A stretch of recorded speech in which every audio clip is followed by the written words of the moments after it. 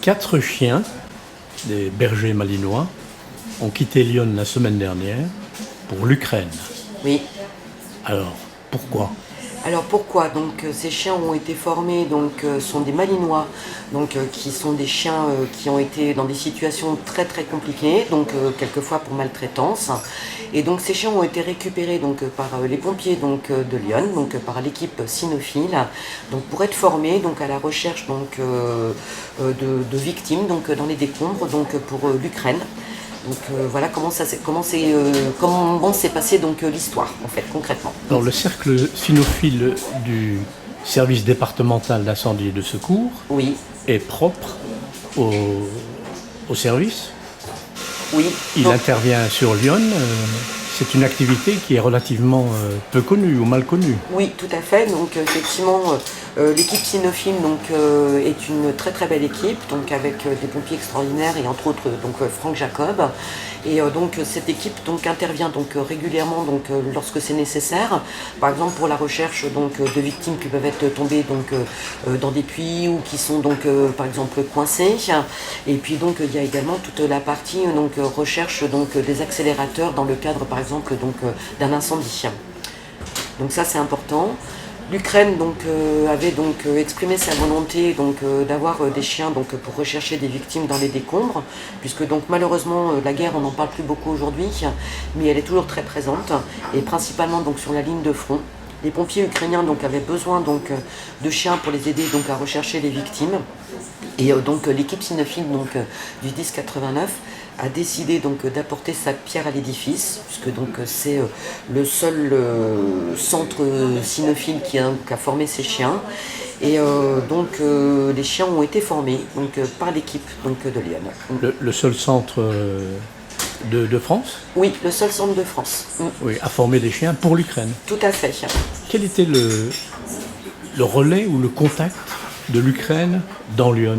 Alors le contact ou le relais dans Lyon était au départ déjà des pompiers qui viennent d'Ukraine et qui sont installés dans le département depuis un certain nombre d'années. Et c'était également une femme avec ses 2 enfants, ukrainienne, qui n'est pas très loin de Tonnerre et qui a évoqué, dont le mari est resté en Ukraine, qui a évoqué le besoin d'aide entre guillemets internationale de chiens pour les pompiers ukrainiens pour rechercher les victimes. Et en fait l'idée est née de cette façon-là. Je vous invite à regarder tout ce qui a été publié par le 1089 justement sur cette aventure parce que je trouve que c'est extrêmement bien résumé. Ces chiens actuellement, 4 chiens si j'ai bien entendu, oui. Formés dans Lyon, oui. à l'odorat, des chiens renifleurs capables de trouver des humains engloutis sous les décombres oui. de la guerre. Où sont-ils exactement en Ukraine? Est-ce que vous avez des nouvelles? Alors, des nouvelles, on n'en a pas pour le moment parce que ils viennent de partir. Mais toujours est-il que les chiens sont sur le front. Alors, je ne voudrais pas dire de bêtises, mais il me semble que c'est entre 1200 et 1800 km de ligne de front. Ils sont vraiment en première ligne, avec leur maître, avec leur nouveau maître. Et leur nouveau maître, l'équipe cynophile en place, ce sont des femmes, principalement des femmes, parce que les hommes sont sur le front.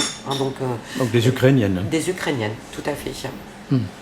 Alors, Sarah Degliam, vous êtes une ancienne adjointe de la précédente municipalité, adjointe au sport, à la jeunesse, à la jeunesse, à l'enseignement supérieur. Oui. Comment êtes-vous tombée dans ce cercle cinéphile? Vous en faites partie? Alors moi je n'en fais pas partie, mais j'ai toujours admiré l'activité des sapeurs-pompiers, puisque ils sont au service des citoyens. Leur adage c'est quand même sauver ou périr, donc il ne faut pas l'oublier. Et puis mon fils est en train de passer le concours professionnel, puisque c'est un ancien SPV, donc sapeur-pompier volontaire. Et c'est grâce à lui en fait que j'ai découvert cette mission. Et je suis également très attachée à la cause animale, à la cause humaine. Et puis je suis extrêmement sensible à ce qui se passe sur le territoire européen, parce que malheureusement la guerre est à nos portes. Donc c'est de cette façon-là en fait que c'est arrivé. Et puis pourquoi Pourquoi encore plus la recherche dans les décombres? Tout simplement parce que moi aujourd'hui j'ai aussi une entreprise de bâtiment et que le bâtiment je connais bien et je connais particulièrement les dégâts que peuvent poser des structures qui s'effondrent ou des structures qui ne sont pas consolidées. Donc ça peut être très très impressionnant au niveau de la victimologie et je trouvais que c'était dans la continuité en fait de mon activité et puis de mes implications et de mes valeurs. Et alors manifestement, vous vous êtes engagé par rapport à cette mission, on peut appeler ça une mission finalement. Oui. Et comment avez-vous fait? Parce que je crois savoir que vous avez été essentiel dans le tricotage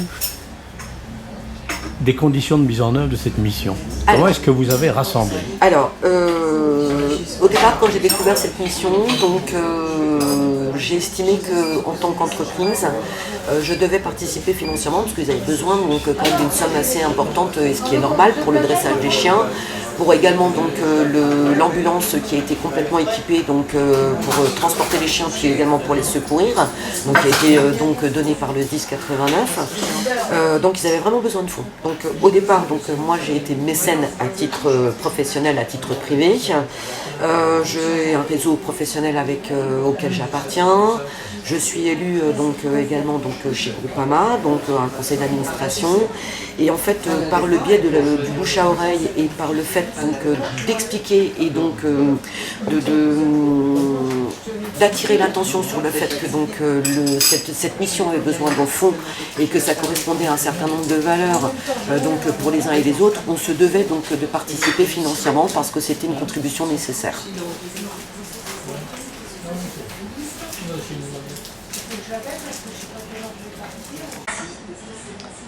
Quatre chiens, des bergers malinois, ont quitté Lyon la semaine dernière pour l'Ukraine. Oui. Alors, pourquoi? Alors pourquoi?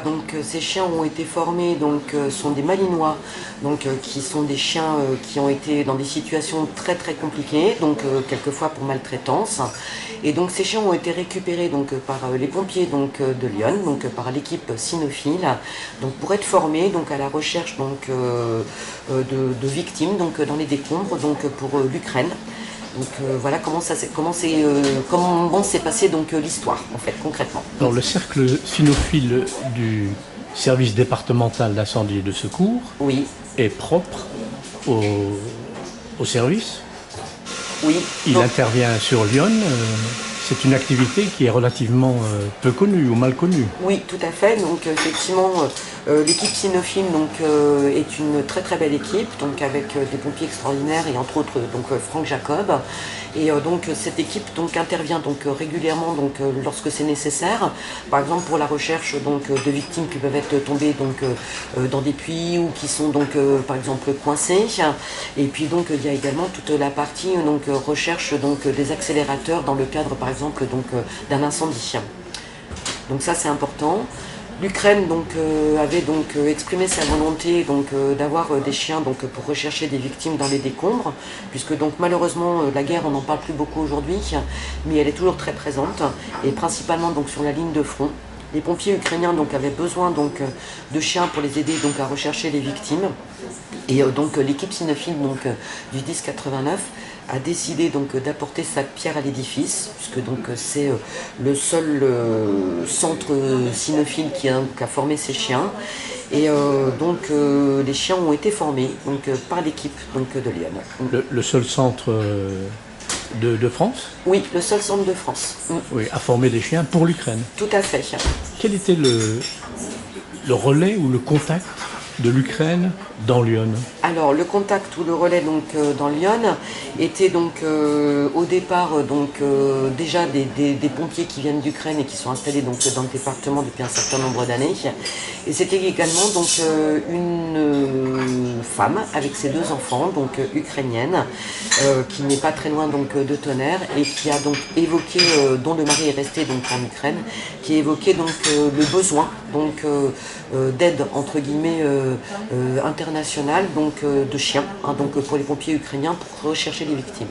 Et en fait l'idée est née de cette façon-là, Je vous invite à regarder donc tout ce qui a été publié donc par le SDIS 89, donc justement sur cette aventure, parce que je trouve que c'est extrêmement bien résumé. Ces chiens actuellement, donc 4 chiens, si j'ai bien entendu, Oui, formés dans l'urne oui, à l'odorat, des chiens renifleurs, capables de trouver des humains engloutis sous les décombres oui. de la guerre. Où sont-ils exactement en Ukraine? Est-ce que vous avez des nouvelles? Alors, des nouvelles, on n'en a pas pour le moment parce que donc ils viennent de partir, mais toujours est-il que les chiens sont sur le front. Alors, je voudrais pas dire de bêtises, mais il me semble que c'est entre 1200 et 1800 km donc, de ligne de front. Enfin, donc, ils sont vraiment en première ligne, donc avec leur maître, donc avec leur nouveau maître. Et donc, leur nouveau maître, donc l'équipe cynophile en place, ce sont des femmes, hein, donc principalement des femmes, hein, donc parce que les hommes sont sur le front, hein, donc des Ukrainiennes. des Ukrainiennes, tout à fait. Alors, Sarah Degliam, vous êtes une ancienne adjointe de la précédente municipalité, adjointe au sport, À la jeunesse, à la jeunesse, à l'enseignement supérieur. oui. Comment êtes-vous tombée dans ce cercle cinéphile? Vous en faites partie? Alors moi je n'en fais pas partie, mais j'ai toujours donc admiré l'activité donc des sapeurs-pompiers, puisque donc ils sont au service donc des citoyens. Enfin, leur adage c'est quand même sauver ou périr, donc il ne faut pas l'oublier. Et puis mon fils est en train de passer le concours professionnel, puisque donc c'est un ancien SPV, donc sapeur-pompier volontaire. Et donc c'est grâce à lui en fait que j'ai découvert donc cette mission. Enfin, et je suis aussi également très attachée donc à la cause animale, à la cause humaine. Et puis je suis extrêmement sensible à ce qui se passe donc sur le territoire européen, parce que malheureusement la guerre est à nos portes. Donc c'est de cette façon-là en fait que c'est arrivé. Et puis donc pourquoi encore plus la recherche dans les décombres? Tout simplement parce que moi aujourd'hui j'ai aussi une entreprise de bâtiment et que le bâtiment je connais bien et je connais particulièrement les dégâts que peuvent poser donc des structures donc, qui s'effondrent ou des structures qui ne sont pas consolidées. Donc ça peut être très très impressionnant hein, donc, au niveau de la victimologie. Et donc je trouvais que c'était dans la continuité en fait de mon activité et puis de mes implications et de mes valeurs. Mais alors manifestement, vous vous êtes engagé par rapport à cette mission, on peut appeler ça une mission finalement. Oui. Et comment avez-vous fait? Parce que je crois savoir que vous avez été essentiel dans le tricotage des conditions de mise en œuvre de cette mission. Comment est-ce que vous avez rassemblé? Alors, au départ, quand j'ai découvert cette mission, donc j'ai estimé qu'en tant qu'entreprise, je devais participer financièrement parce qu'ils avaient besoin donc, quand même d'une somme assez importante, et ce qui est normal pour le dressage des chiens. Pour également donc l'ambulance qui a été complètement équipée donc pour transporter les chiens puis également pour les secourir, donc qui a été donc donnée par le 1089. Donc ils avaient vraiment besoin de fonds. Donc au départ donc moi j'ai été mécène à titre professionnel, à titre privé. J'ai un réseau professionnel auquel j'appartiens. Je suis élue donc également donc chez Groupama, donc un conseil d'administration. Et en fait par le biais du bouche à oreille et par le fait donc d'expliquer et donc d'attirer l'attention sur le fait que donc cette mission avait besoin de fonds et que ça correspondait à un certain nombre de valeurs donc pour les uns et les autres, on se devait donc de participer financièrement parce que c'était une contribution nécessaire.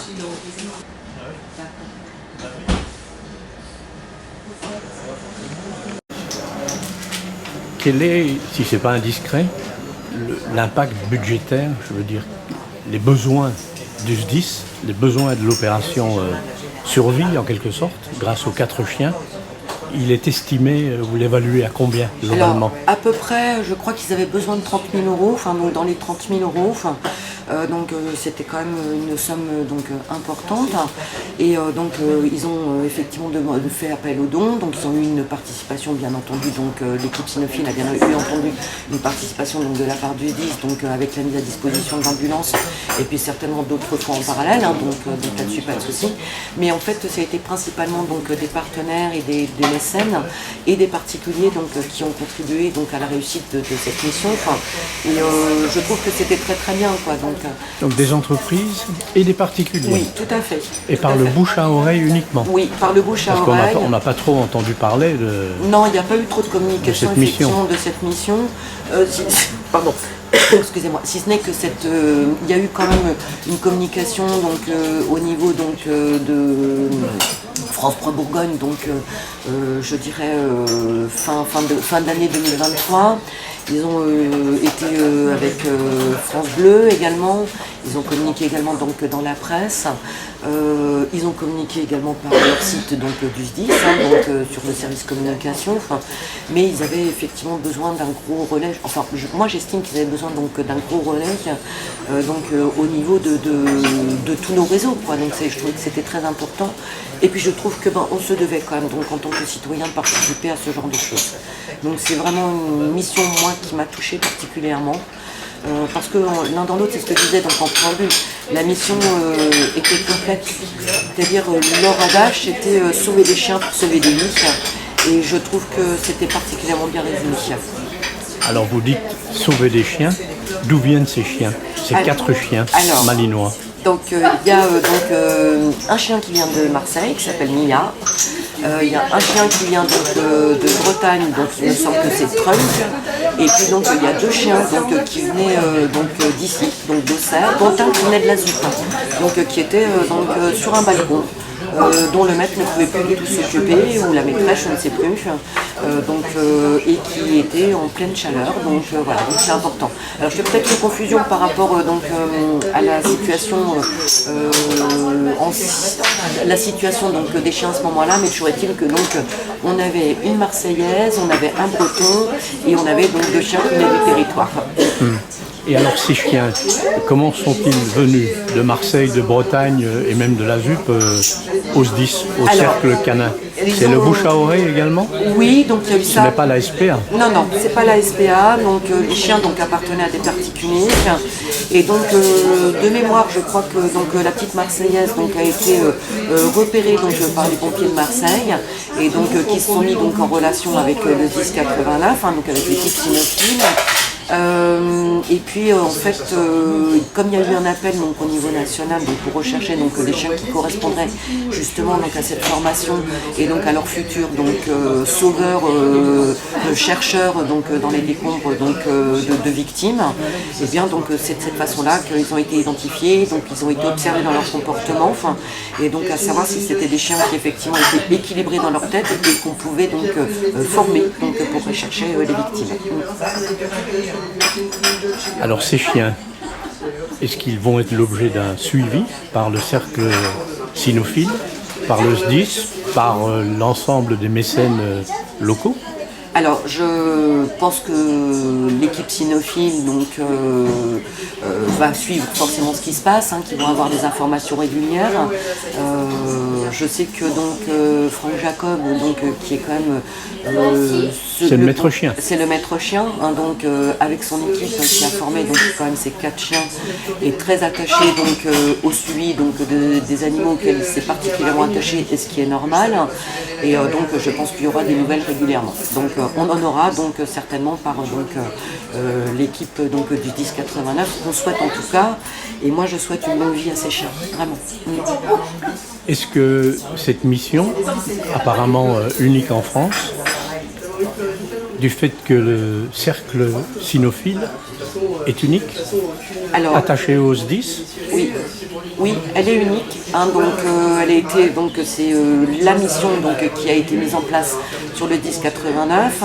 À ma connaissance, il n'y en a pas eu d'autres, mais par contre, il y a eu un gros relais et un accompagnement d'autres casernes. Ça, je le sais, puisque ils ont mis à disposition des sites pour former justement les chiens, entre autres l'Eure-et-Loire. je sais qu'ils ont eu aussi des accompagnements donc, de l'équipe de gendarmerie, du côté de Versailles. Après, je ne suis pas au fait non plus de tout, parce que moi j'ai beaucoup suivi ce dossier-là parce que j'y étais très sensible et particulièrement attachée. Mais je sais qu'il y a eu un gros soutien donc, d'un certain nombre de casernes de France et de Navarre. Est-ce que cette mission a donné des idées à certains en termes de non seulement de suivi, mais de suite? J'espère. Donc je crois savoir que donc il y avait une volonté peut-être de former d'autres chiens, donc justement pour les pompiers ukrainiens, parce que c'est une nécessité pour eux. Après, quelles seront les suites qui seront données, parce que ça représente comme un coût, et effectivement il faut être en capacité de récupérer des fonds, parce que c'est quand même pas anodin. Donc 4 chiens, 30 000 €, j'imagine que donc... Surtout dans le contexte actuel. Exactement, j'imagine que former d'autres chiens, récupérer les chiens, donc c'est pas évident. Les former, ça demande un investissement quotidien, donc de la part donc, des maîtres chiens. Et puis le fait de mettre en place des ambulances comme ça a été fait donc, par le 1089, c'est un coût également, parce qu'il faut que ça soit complètement équipé et dans les meilleures conditions possibles, et pour le confort des animaux, et dans le cadre effectivement de secours si nécessaire. Votre entreprise personnelle, Oui. elle contribue depuis des années sous forme de mécénat à des opérations, ou est-ce que c'est exceptionnel ce mécénat pour les chiens? Ce mécénat pour les chiens est une première, donc, parce que c'est la première mission forcément. Du mécénat j'en ai déjà fait, donc entre autres pour des équipes, pour une équipe sportive. J'ai également donc fait un peu de mécénat donc pour des sportifs entre guillemets qui se donnaient des missions personnelles. Mais je dirais que la mission donc, à laquelle moi j'ai participé en tant que chef d'entreprise est celle qui correspond le plus à mes valeurs. Merci madame. Merci beaucoup. Quel est, si ce n'est pas indiscret, l'impact budgétaire, je veux dire, les besoins du SDIS, les besoins de l'opération survie en quelque sorte, grâce aux 4 chiens? Il est estimé, vous l'évaluez à combien globalement? Alors, à peu près, je crois qu'ils avaient besoin de 30 000 €, donc dans les 30 000 €. Donc c'était quand même une somme donc, importante. Et donc ils ont effectivement fait appel aux dons. Donc ils ont eu une participation bien entendu. Donc l'équipe cynophile a bien entendu une participation donc, de la part du SDIS, donc avec la mise à disposition d'ambulances et puis certainement d'autres fonds en parallèle. Donc là-dessus pas de souci. Mais en fait ça a été principalement donc des partenaires et des mécènes et des particuliers donc qui ont contribué donc à la réussite de cette mission. Et je trouve que c'était très très bien quoi. Donc des entreprises et des particuliers. Oui, tout à fait. Et par le bouche à oreille uniquement. Oui, par le bouche à oreille. Parce qu'on n'a pas trop entendu parler de... Non, il n'y a pas eu trop de communication de cette mission. Pardon. Excusez-moi. Si ce n'est que il y a eu quand même une communication donc au niveau donc de France 3 Bourgogne, donc je dirais fin d'année 2023. Ils ont été avec France Bleu également. Ils ont communiqué également donc dans la presse. Ils ont communiqué également par leur site donc, du SDIS, donc, sur le service communication. Mais ils avaient effectivement besoin d'un gros relais. Enfin, moi j'estime qu'ils avaient besoin donc d'un gros relais au niveau de tous nos réseaux. Quoi. Donc je trouvais que c'était très important. Et puis je trouve que on se devait quand même donc en tant que citoyen de participer à ce genre de choses. Donc c'est vraiment une mission moi qui m'a touchée particulièrement. Parce que l'un dans l'autre, c'est ce que je disais donc en préambule, la mission était complète. C'est-à-dire leur adage c'était sauver les chiens pour sauver des vies. Et je trouve que c'était particulièrement bien résumé. Alors vous dites sauver des chiens, d'où viennent ces chiens, ces 4 chiens malinois? Donc il y a un chien qui vient de Marseille, qui s'appelle Mia. Il y a un chien qui vient de Bretagne, donc il me semble que c'est Trunk. Et puis donc il y a 2 chiens qui venaient d'ici, donc d'Auxerre, dont un qui venait de la Zoupe, donc qui était sur un balcon. dont le maître ne pouvait plus du tout s'occuper, ou la maîtresse, je ne sais plus, et qui était en pleine chaleur, donc voilà, donc c'est important. Alors je fais peut-être une confusion par rapport à la situation, des chiens à ce moment-là, mais toujours est-il que on avait une Marseillaise, on avait un Breton, et on avait donc 2 chiens qui venaient du territoire. Et alors ces chiens, comment sont-ils venus de Marseille, de Bretagne et même de la ZUP au SDIS, au cercle canin? C'est le bouche à oreille également? Oui, donc il y a eu ça. Ce n'est pas la SPA? Non, c'est pas la SPA. Donc les chiens appartenaient à des particuliers. Et donc de mémoire, je crois que la petite Marseillaise a été repérée par les pompiers de Marseille et qui se sont mis en relation avec le SDIS 89, donc avec l'équipe cynophile. Et puis en fait, comme il y a eu un appel au niveau national pour rechercher des chiens qui correspondraient justement à cette formation et à leur futur sauveurs, chercheurs dans les décombres de victimes, et bien c'est de cette façon-là qu'ils ont été identifiés, ils ont été observés dans leur comportement, et à savoir si c'était des chiens qui effectivement étaient équilibrés dans leur tête et qu'on pouvait former pour rechercher les victimes.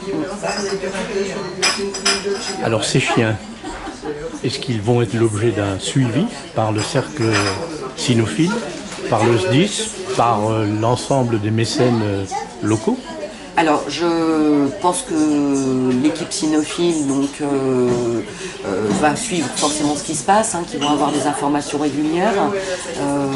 Je sais que Franck Jacob, qui est quand même c'est le maître chien. C'est le maître chien, avec son équipe qui a formé quand même ces 4 chiens, est très attaché au suivi des animaux auxquels il s'est particulièrement attaché, et ce qui est normal. Et je pense qu'il y aura des nouvelles régulièrement. On en aura certainement par l'équipe du 1089, qu'on souhaite en tout cas, et moi je souhaite une longue vie à ces chiens, vraiment. Est-ce que cette mission, apparemment unique en France, du fait que le cercle cynophile est unique, attaché au SDIS?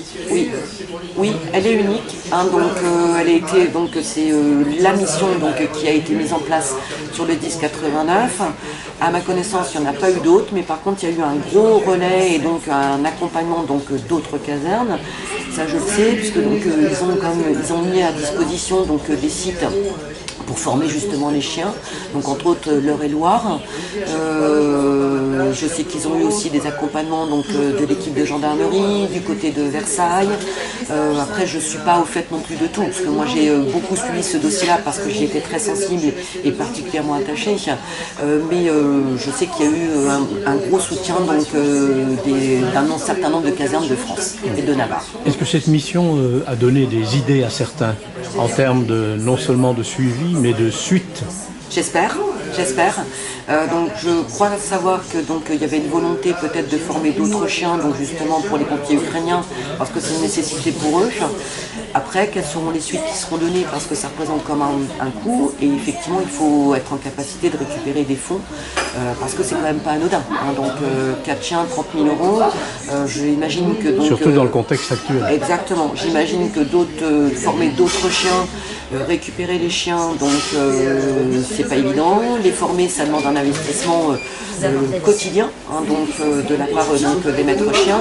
Et puis le fait de mettre en place des ambulances comme ça a été fait par le 1089, c'est un coût également, parce qu'il faut que ça soit complètement équipé et dans les meilleures conditions possibles, et pour le confort des animaux, et dans le cadre effectivement de secours si nécessaire.